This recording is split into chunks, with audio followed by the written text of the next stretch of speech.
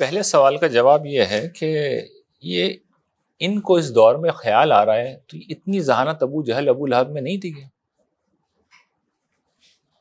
ہونی چاہیے نا. میں نے عرض کیا انہوں نے سارے کام کیے، یہ کام نہیں کیا. یہ چیلنج آج کے لوگوں کو دیا ہی نہیں، کہ اس لیے کہ یہ عربی کیا، یہ تو اردو زبان میں بھی غالب کی سطح کا کلام لے کے نہیں آ سکتے. تو اب کرکٹ میں ہمیں پتہ ہے کہ جی شعیب اختر کی جو اسپیڈ تھی وہ 160 کلومیٹر کے قریب لگ بھگ گیندیں کرا لیا کرتا تھا، یعنی 100 میل کی اسپیڈ پہ شعیب اختر نے بعض اوقات بال کیے، غالباً اس کے قریب قریب کیے. اب ایک بالر آئے جو 200 میل کی اسپیڈ پہ گیند کرانا شروع کر دے، اب آپ کہیں جی اس کے مقابلے کا کوئی شخصیت لاؤ، کہاں سے لائیں گے؟ تو وہ ادبی اسالیب تھے، وہ موازنہ بلاغت تھی، وہ کنایا تھا، وہ تشبیہات تھیں، وہ استعارے تھے کہ اہل عرب پریشان تھے کہ یہی زبان ہم بولتے آئے ہیں، ہم ہی کہتے آئے ہیں اس میں شعر، اسی میں ہم کتابت کرتے آئے ہیں، انہیں الفاظ کو اٹھایا ہے اور کہاں سے کہاں پہنچا رہی ہے. لیکن سوال یہ ہے کہ میں اور آپ کیا کوئی کم عذاب برداشت کر سکتے ہیں، کم تکلیف برداشت کر سکتے ہیں؟ اچھا آگ ہم ابدی طور پہ اس میں نہیں جا سکتے، لیکن چولہے پہ کیا 5 سیکنڈ کے لیے ہاتھ رکھ سکتے ہیں، 2 سیکنڈ کے لیے بھی رکھ سکتے ہیں. اچھا ہتھوڑے پڑنا برداشت نہیں کر سکتے، سوئی کا چبھنا برداشت کر سکتے ہیں، جیل میں لے جا کے ہمیں قید کر دیں وہ کوئی ہمیں اچھا لگے گا. لیکن اس میں یہ جو ایکسٹریم لیول کی سزائیں بیان کی جاتی ہیں نا، تو یہ اس سے ذرا احتیاط کرنا چاہیے. اس سے بچوں میں ایک ریئیکشن پیدا ہو جاتا ہے کہ اللہ تعالیٰ گویا کہ جہنم میں ڈالنے کے لیے بے چین بیٹھے ہوئے ہیں، حالانکہ ویسے نہیں ہے. تو لوگوں کو آمادہ کرنے کے اور بھی 10 طریقے ہوتے ہیں. ہر موقع پہ جہنم میں پہنچانا ضروری نہیں ہوتا، بلکہ اللہ تعالیٰ کے احسان گنوائے جاتے ہیں، اس کی مہربانیاں یاد دلائی جاتی ہیں. سوال تک ایک جدید ذہن یہ سوال کرتا ہے کہ خدا کے تصور میں رحمت کے ساتھ اس کا اس قدر سخت ہونا، غسلین اور زخوم سے ضیافت جیسے عذاب کا کیا مطلب ہے؟ یعنی ٹارچر سے اس قدر دلچسپی کیوں؟ دیکھیے اس کے لیے ٹارچر کی اصطلاح استعمال کرنا درست نہیں ہے، اور نہ یہ کہنا درست ہے کہ عذاب سے اللہ تعالیٰ کو دلچسپی ہے. اصل بات یہ ہے کہ ہم انسانوں نے خود بھی سزا و جزا کا ایک نظام بنا رکھا ہے.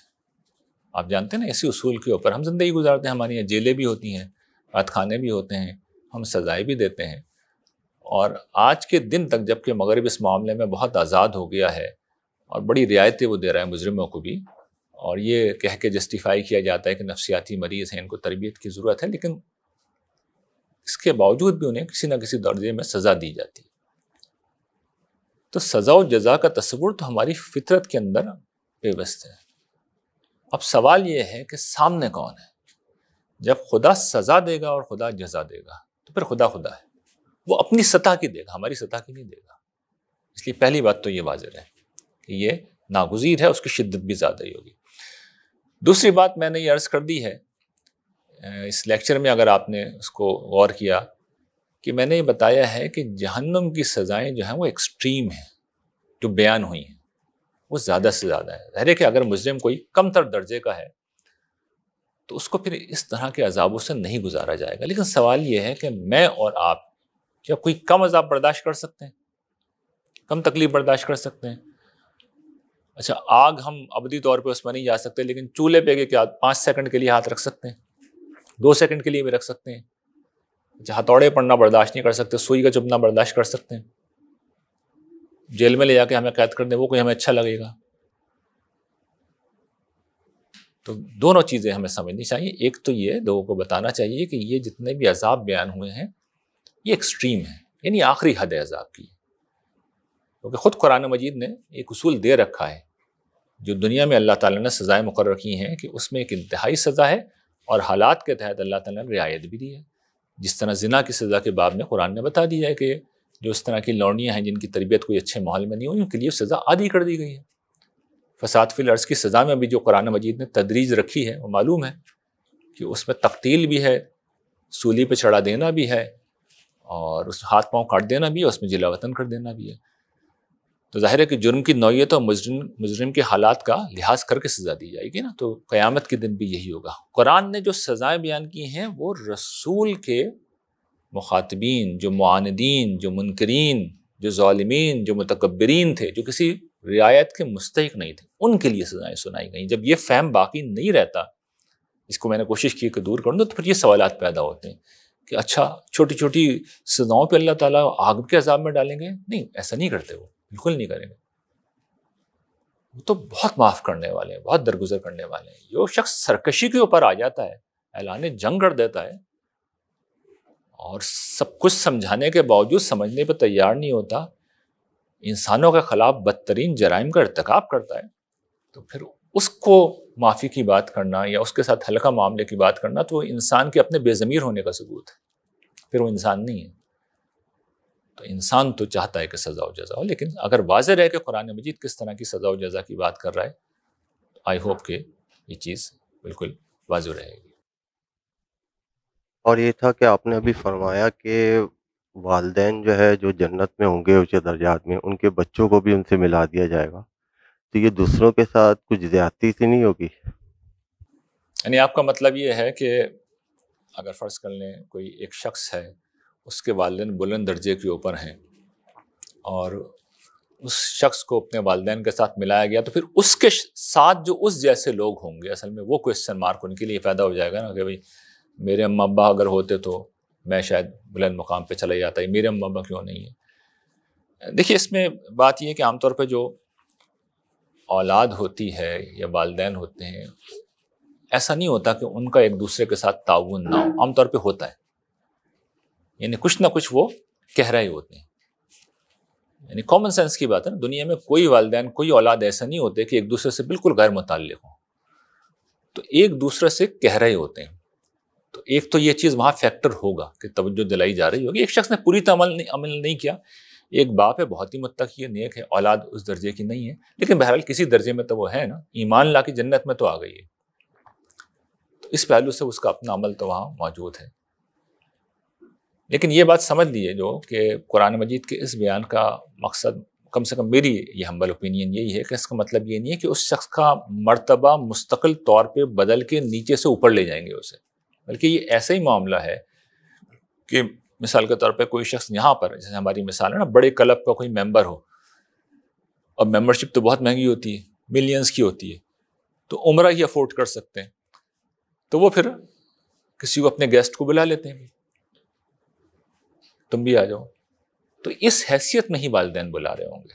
اگر اولاد کو بلا رہے ہیں یا اولاد والدین کو بلا رہی ہے، تو اس حیثیت میں بلا رہی ہوگی کہ آپ ہم سے ملنے آ کے وہاں رہیں، آپ کھائیں پئیں، لیکن مقام وہی رہے گا، مرتبہ وہی رہے گا. اس لیے کہ آدمی کو ملے گا وہ جو اس نے خود کمایا ہے. بڑے باپ کے گھر میں پیدا ہونے سے، چاہے مذہبی طور پہ بڑا باپ ہو، چاہے روحانی طور پہ بڑا باپ ہو، انسان کو خود وہ مقام نہیں مل جائے گا. مقام تو اپنا ہی لینا ہوگا. یعنی پرماننٹ آپ کی زندگی تو وہیں ہوگی، لیکن یہ ہے کہ جنتی جو اونچے درجے کے جنتی ہوں گے، اتنے اونچے ہوں گے کہ وہاں تک ایکسیس بھی کوئی آسان نہیں ہوگی. یعنی ہر وقت آنا جانا پاسبل بھی نہیں ہوگا. کسی بڑے اجتماع میں ملاقات ہو گئی تو دوسری بات. تو والدین، میاں بیوی اور اولاد کے تعلق میں اللہ تعالیٰ نے رعایت دی کہ تم جب کبھی جاؤ، اب ہوٹلنگ کے لیے آپ جا رہے ہیں تو آپ نے کہا میں اپنے بچوں کو بھی بلا لیتا ہوں، وہاں بلا سکتے ہیں.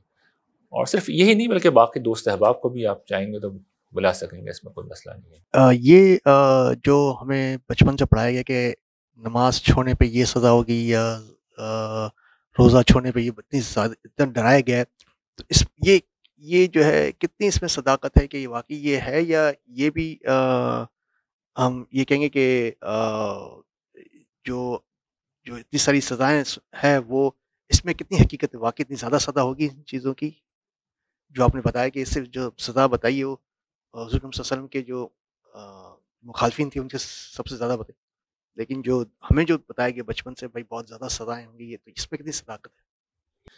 دیکھیے نماز کے ترک کے اوپر جہنم کی وعید تو خود قرآن مجید میں ہے. اہل جہنم کے ذکر میں قرآن نے بیان کیا ہے کہ لم نکن من المصلین. جب ان سے پوچھا جائے گا کہ بھئی تم جہنم میں کیوں آئے ہو، تو وہ کہیں گے کہ نماز نہیں پڑھتے تھے. لیکن یہ ظاہر ہے کہ وہ لوگ تھے جو نہ صرف نماز نہیں پڑھتے تھے بلکہ منکرین بھی تھے، یعنی حضور کے معاندین بھی تھے. تو یہ نماز سرکشی کی وجہ سے نہیں پڑھ رہے تھے. تو اگر کوئی شخص آج اسی جذبے سے نماز نہیں پڑھ رہا کہ وہ سرکش ہے، اس نے فیصلہ کر لیا ہے کہ میں نے تو عبادت کرنی نہیں ہے، تو پھر ظاہر ہے کہ اس کے ساتھ کچھ سخت معاملہ ہی ہوگا. ایک یہ ہے کہ یہ جو بچے ہوتے ہیں، نوجوان ہوتے ہیں، کچھ غفلت ہوتی ہے زندگی کی، تو یہ ظاہر ہے کہ یہ بھی کوئی اچھی چیز تو نہیں ہے، یہ بڑی محرومی ہے. یعنی دیکھیں نا، جہنم میں اللہ تعالیٰ کسی کو نہ پھینکیں، جنت دکھا کے یہ کہتے ہیں کہ بھئی تم جنت میں نہیں جا رہے. پہلی اور سب سے بڑی سزا تو یہ ہوگی. تو آپ اس خیر سے تو محروم رہ گئے نا. اب اس کے بعد ایک شخص غفلت میں چھوڑ رہا ہے، بچپنا ہوتا ہے، نوجوانی ہے، نادانی ہے، تو اللہ تعالیٰ ہلکا ہی ہاتھ رکھیں گے. اور پھر آدمی کسی موقع پہ سچی توبہ کر لے تو پھر بہت ہی ہلکا ہاتھ رکھیں گے. تو اللہ تعالیٰ کی رحمت ہے. لیکن جس وقت بہرحال ہمیں تلقین کرنی ہوتی ہے تو ہم تو توجہ دلائیں گے. لیکن اس میں یہ جو ایکسٹریم لیول کی سزائیں بیان کی جاتی ہیں نا، تو یہ اس سے ذرا احتیاط کرنا چاہیے. اس سے بچوں میں ایک ریئیکشن پیدا ہو جاتا ہے کہ اللہ تعالیٰ گویا کہ جہنم میں ڈالنے کے لیے بے چین بیٹھے ہوئے ہیں، حالانکہ ویسے نہیں ہے. تو لوگوں کو آمادہ کرنے کے اور بھی 10 طریقے ہوتے ہیں. ہر موقع پہ جہنم میں پہنچانا ضروری نہیں ہوتا، بلکہ اللہ تعالیٰ کے احسان گنوائے جاتے ہیں، اس کی مہربانیاں یاد دلائی جاتی ہیں، اس کی عنایتیں ہیں. پھر جنت میں کیا کیا مواقع ہیں، کیا کیا نعمتیں ہیں. تو ہم اس سائڈ سے کیوں نہیں آتے؟ اور پوری کنسسٹنسی کے ساتھ یہ کام کرنا چاہیے اپنی اولاد کے معاملے میں، متعلقین کے معاملے میں. تو یہ سمجھیے ایک فل ٹائم جنگ ہے جو لڑنی ہوتی ہے. اس لیے کہ آپ کو پتہ ہے اس وقت شیطان کا دور ہے جس میں ہم جی رہے ہیں. میں اکثر اس کو بیان کرتا ہوں، یہ دور ہے شیطان ہے جس میں ہم جی رہے ہیں. ہر طرح شیاطین کار فرمائیں. سوشل میڈیا کی ڈسٹریکشن ہے، دوست ہیں. تو بچوں کو ہی زیادہ تر یہ مسئلہ ہوتا ہے، نوجوانوں کا تو بڑی محبت سے، بڑی شفقت سے اور ذرا استقامت کے ساتھ بچوں کو توجہ دلانی ہوتی ہے. بچہ آہستہ آہستہ آ جاتا ہے. اتنے ایکسٹریم لیول پہ نہیں جانا چاہیے، یہ ٹھیک نہیں ہے. جو آپ نے بتایا کہ ایک خواہش یہ بھی ہے اقتدار کی، تو جنت پہ اقتدار کس پر ہوگا؟ کیونکہ یہاں پہ تو وہاں پہ اقتدار ہوتا ہے، یا وہاں پہ اقتدار، کیونکہ سب اقتدار پہ ہوں گے، پھر جنت میں اقتدار کس پہ ہوگا اہل جنت والوں کا؟ میری بات اس کی تفصیل تو قرآن مجید نے نہیں بتائی. جو نقشہ کھینچا ہے وہ بادشاہی کا کھینچا ہے، تو ظاہر ہے کہ کہیں نہ کہیں اقتدار ہوگا بھی. لیکن قیاس یہی ہے کہ اس کو میں نے ادھوری کہانی میں اس کو موضوع بنا کے اس سوال کا جواب دیا ہے کہ جنت میں بھی ہائرارکی کا ایک پورا نظام ہوگا نا. یعنی بڑے ٹاپ کی جو ایلیٹ جنت اہل جنت ہوں گے، اصل میں وہ ٹاپ کے اوپر ہوں گے، تو باقی جو ہوں گے وہ ان کے نیچے ہوں گے. تو ان کو احکام جاری کر رہے ہوں گے. جس طرح فرشتے ہیں، فرشتوں کی ایک ہائرارکی بنی ہوئی ہے، تو اس ہائرارکی میں وہ معاملات کر رہے ہوں گے. تو ایک امکان یہ ہے.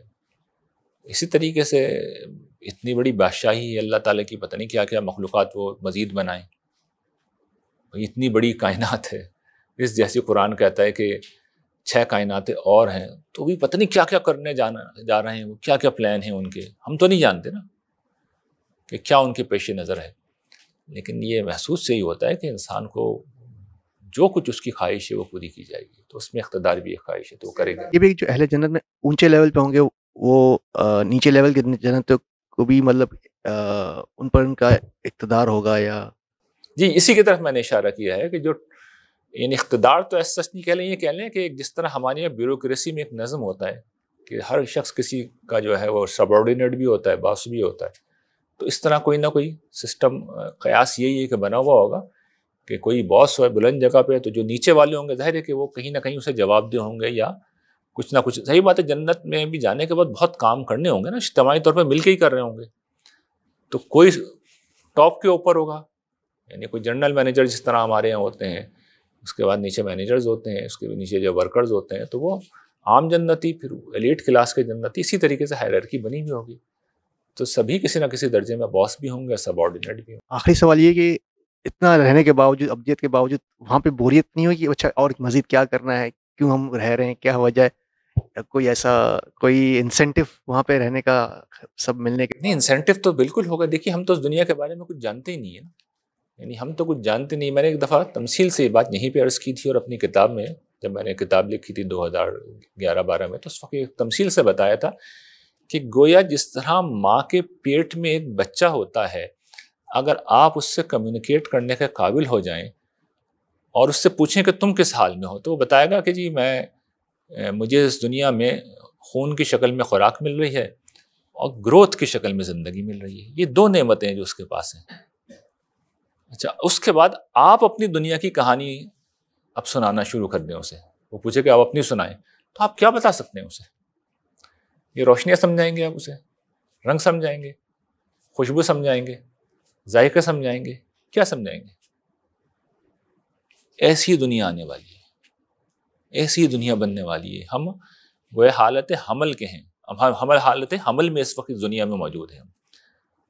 تو ہم حالت حمل میں ماں کے پیٹ میں جس طرح بچہ ہے تو اس کو کیا بتایا جا سکتا ہے کہ آنے والی دنیا میں کیا ہے، لیکن یہ لازمن ہوگا کہ وہاں کوئی نہ کوئی، قرآن نے اس کو بار بار یہ جملہ کہا ہے. تم کیا سمجھتے ہو ہم نے یہ سب اب اس بیکار باطل بنایا ہے؟ نہیں، ہم نے ایک مقصد کے تحت بنایا ہے. تو مقصد کھولیں گے اللہ تعالیٰ کہ بھئی یہ مقصد ہے، یہ کرنا ہے، you are a part of it. یہ اتنی بڑی مخلوق پیدا کی ہے نا، تو کچھ نہ کچھ کرائیں گے اس سے. ان کے پلان اطمینان رکھیں بڑے لمبے، پہلے وہاں پہنچ جائیں، اس ہستی سے واسطہ پڑائے جو کوئی کام بیکار نہیں کرتی. تو جس وقت پہنچ جائیں گے تو کام بتا دیں گے. پہ قرآن مجید اپنے بارے میں یہ چیلنج کرتا ہے کہ اس جیسی کوئی صورت بنا کے دکھا دیں جو ہے، تو اس سے کیا مراد ہے؟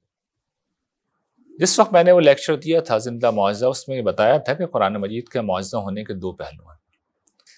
ایک اس کے ابتدائی مخاطبین کے لحاظ سے جن کے درمیان قرآن مجید نازل ہوا، اور یہ بلاغت کا پہلو تھا. وہ چونکہ شعر و خطابت کے فن کے بادشاہ تھے تو انہیں یہ زوم تھا کہ ان جیسی زبان دانی کسی اور کے ہاں ہو ہی نہیں سکتی. چنانچہ ان کے اس زوم کو سامنے رکھ کے قرآن مجید نے جس اسلوب میں کلام کیا، وہ ان کے ہاں ایک ایسا کلام تھا کہ جس کے جواب میں، جس کے مقابلے کا، جس کے نظیر کا کوئی چیز وہ لا نہیں سکتے.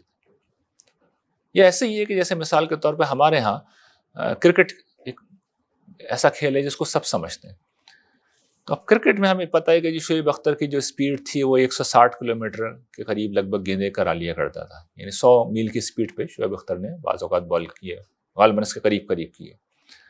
اب ایک بالر آئے جو 200 میل کی اسپیڈ پہ گیند کرانا شروع کر دے، اب آپ کہیں جی اس کے مقابلے کا کوئی شخصیت لاؤ، تو کہاں سے لائیں گے؟ تو وہ ادبی اسالیب تھے، وہ موازانہ بلاغت تھی، وہ کنایا تھا، وہ تشبیہات تھیں، وہ استعارے تھے کہ اہل عرب پریشان تھے کہ یہی زبان ہم بولتے آئے ہیں، ہم ہی کہتے آئے ہیں، اس میں شعر، اسی میں ہم کتابت کرتے آئے ہیں، انہیں الفاظ کو اٹھایا ہے اور کہاں سے کہاں پہنچا رہی ہے. لاجواب ہو گئے. چنانچہ آپ دیکھیے جس وقت یہ چیلنج دیا جا رہا تھا، قریش نے حضور کی تکذیب کی، تردید کی، بدنام کیا، جادوگر کہا، شاعر کہا، دیوانہ کہا، جنگیں کی، مارا پیٹا، ظلم و ستم کیا، مسلمانوں پہ نکال لیا، سب کچھ کیا، جواب نہیں لائے.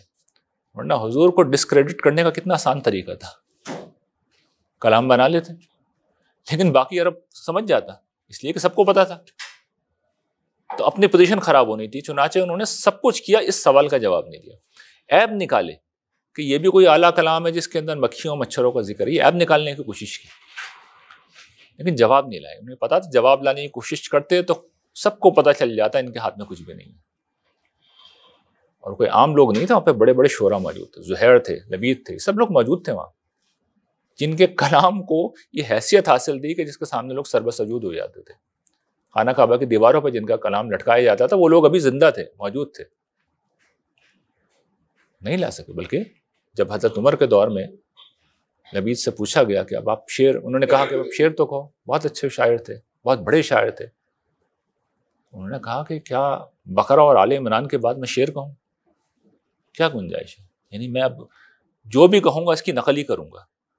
تو جو بڑا شاعر ہوتا ہے نا، وہ اپنی زمین میں کلام کرتا ہے. اب ساری زمینیں ختم ہو گئیں، سارے استعارے و کنائے سب استعمال ہوگا، میں کیا کہوں؟ جو کہوں گا ریپیٹیشن ہی کروں گا. تو بڑے لوگ ریپیٹیشن نہیں کرتے، اوریجنل بات کرتے ہیں، ورنہ خاموش رہتے ہیں. ایک اور سوال ہے ابراہیم علیہ السلام سے متعلق کہ انہوں نے اللہ تعالیٰ سے یعنی ریکویسٹ کی کہ میں جاننا چاہتا ہوں کہ کس طرح آپ جو ہے زندہ سے مردہ کو تخلیق کرتے ہیں، اور اس کے لیے پھر 3 پرندوں کا اہتمام کیا گیا. تو اس میں تھوڑی سی میں وضاحت چاہتا ہوں کہ ابراہیم علیہ السلام نے یہ فرمائش کیوں کی گئی. اللہ تعالیٰ نے اس موقع پہ سوال کیا ہے، اولم تؤمن، کہ تم ایمان نہیں رکھتے؟ تو انہوں نے کہا نہیں، کیوں نہیں، ایمان تو رکھتا ہوں، لیکن اطمینان قلب چاہتا ہوں. یہ جو پیغمبر ہوتے ہیں نا، یہ ایمان پہ معاملہ نہیں کرتے، ان کا معاملہ میرا آپ کا نہیں ہوتا. پیغمبر کبھی ایمان پہ نہیں کھڑے ہوتے، وہ ایمان سے آگے مشاہدات پہ کھڑے ہوئے ہوتے ہیں، ان کے لیے غیب نہیں رہتا. تو ان کے سامنے تو سارے حقائق آ جاتے ہیں. حضور کو جنت جہنم دکھائی جاتی تھی، فرشتے حضور کے سامنے آتے تھے. تو پیغمبروں کا اصل میں یہی مقام ہوتا ہے، وہ دیکھ کے بات کر رہے ہوتے ہیں. تبھی تو اس درجے کی شدت آتی ہے ان کے اندر، تبھی تو سارے زمانے کی مخالفتیں وہ جھیل لیتے ہیں. یعنی دیکھیں نا ان کے ساتھ کیا کیا گیا، آگ میں زندہ جلایا گیا، انہیں پھینکا گیا انہیں. تو آپ کو حوصلہ چاہیے نا سب کچھ برداشت کرنے کے لیے. تو اللہ تعالیٰ مشاہدات کراتے رہتے ہیں ان کو. تو حضرت ابراہیم علیہ السلام نے یہ چاہا کہ ان کو بھی کوئی مشاہدہ کرا دیا جائے. تو اس موقع پہ اللہ تعالیٰ نے کہا 4 پرندے لے لو، انہیں اپنے آپ سے مانوس کر لو، تاکہ تمہیں پتہ چل جائے وہ تمہارے والے پرندے ہیں. ان کے پرندے تو ایک جیسے ہوتے ہیں. جب انہوں نے اچھی طرح ان کو مانوس کر لیا تو اس کے بعد پھر سب کو مارا، سب کے گوشت کو مکس کیا، 4 جگہ پہ رکھ دیا. اس کے بعد انہیں آواز دی تو ہر پرندہ دوبارہ واپس وہ اس کا گوشت اس جگہ پہ پہنچا، ملا، جڑا اور فوراً واپس آ گیا. تو ان کی آنکھوں کے سامنے سب کچھ ہو گیا کہ پروردگار جو ہے پوری قدرت رکھتا ہے، لیکن اس قدرت کا اظہار وہ باقی لوگوں کے سامنے کرتے نہیں ہیں. کیونکہ دیکھیں جس کے سامنے یہ کر دیتے ہیں اس قدرت کا اظہار، اس کے پاس پھر چوائسز ختم ہو جاتی ہیں، پھر وہ نو نہیں کہہ سکتا. پیغمبر اگر اپنی جگہ سے ہٹے گا نا تو قرآن نے کہہ رکھا ہے شہر رکھ کاٹ دیں گے. پیغمبر کی تو اسی وقت شہر کاٹ دی جائے گی اگر وہ ذرا سے بھی آگے پیچھے ہوا. اس درجے کے مشاہدات کے بعد نو ریورس گیئر، نو بیک فٹ. میرے آپ کے لیے شکر ہے کہ ہمیں یہ سب کچھ نہیں کرایا گیا. بڑی رعایت ہے، بڑی نرمی ہے ہمارے لیے. ان کے لیے کوئی اس طرح کی نرمی نہیں ہوتی. اس لیے آپ دیکھیے حضور کو جو قرآن میں جگہ جگہ استغفار کا حکم دیا گیا ہے، وہ معاذ اللہ حضور کے کوئی گناہ تھے کیا؟ گناہ نہیں تھے. حضور جس مقام بلند پہ تھے اس راہ کے اندر اگر اللہ تعالیٰ کی رضا کے لیے بھی کوئی کام ذرا سا بھی عین اس کی مرضی و منشا کے مطابق نہیں ہونا تھا تو اس کو بھی تعبیر کیا گیا ہے وَاسْتَغْفِرْ لِذَنبِكَ، اپنے گناہوں کی معافی مانگو. تو وہ گناہ نہیں ہوتے تھے، اخلاقی گناہ نہیں ہوتے تھے، وہ ایمانی گناہ نہیں ہوتے تھے، مذہبی گناہ نہیں ہوتے تھے. اس مقام بلند کی عظمت کا تقاضا تھا جس پہ پیغمبر کھڑے ہوئے ہوتے ہیں. اس راہ میں بعض اوقات نیکیاں بھی گناہ ہوتی ہیں. آپ نے ایک سوال کے جواب میں بتایا کہ اس قسم کا قرآن لے آئے، تو آج ایک مشہور ہے صاحب، وہ کہتے ہیں کہ مجھے تو کوئی ایسی بات اس میں نظر نہیں آتی ہے، اس جیسا کلام ہم بھی لکھ سکتے ہیں. دوسرا سوال یہ تھا کہ ہر مخلوق کا ایک خالق ہے، تو اللہ تعالیٰ کا خالق کون ہے؟ پہلے سوال کا جواب یہ ہے کہ یہ ان کو اس دور میں خیال آ رہا ہے تو اتنی ذہانت ابو جہل ابو لہب میں نہیں تھی کہ ہونی چاہیے نا. میں نے عرض کیا انہوں نے سارے کام کیے، یہ کام نہیں کیا. یہ چیلنج آج کے لوگوں کو دیا ہی نہیں، کہ اس لیے کہ یہ عربی کیا، یہ تو اردو زبان میں بھی غالب کی سطح کا کلام لے کے نہیں آ سکتے. یہ انگریزی کی زبان میں شیکسپیئر کی سطح کا کلام نہیں لا سکتے. ابھی میں غالب کے اشعار پڑھ رہا ہوں نا، لوگ غالب کو کاپی کر رہے ہوتے ہیں، ان کی زمینیں کاپی کر رہے ہوتے ہیں. ابھی جو میں نے شعر پڑھا ہے وہ کس سطح کا شعر ہے. وہ ہاتھ کو جنبش نہیں آنکھوں میں تو دم ہے، رہنے دو ابھی ساغر و مینا میرے آگے. تو آج کوئی اگر شخص جو ہے غالب کی سطح کی شاعری کرے تو آپ سوچ سکتے ہیں اس کی کیسی دھوم مچ جائے گی، لیکن نہیں پیدا ہوتے لوگ. تو ہم خود اس کو دیکھ رہے ہیں کہ اس طرح نہیں پیدا ہوتا. تو کوئی بھی شخص اٹھ کے کہہ دے گا جی دیکھو میں نے غالب کی سطح کی ایک شاعری کر لی ہے، فضول بات ہے. تو اس طرح کی چیزیں جو ہیں وہ اس قابل ہی نہیں ہوتی کہ ان کا نوٹس لیا جائے. اس لیے میں نے کامن سینس کی بات بتائی ہے کہ بھائی جو خیال آپ کو آیا ہے ابو جہل ابو لہب کو کیوں نہیں آ گیا. باقی اللہ تعالیٰ کو کس نے پیدا کیا اس کے لیے تو ابھی ڈاکیومنٹری انشاءاللہ آنے والی ہے، اس میں اس کو موضوع بنا لیا گیا ہے. اس سوال کے جواب کو تفصیل سے اس میں بات ہوگی.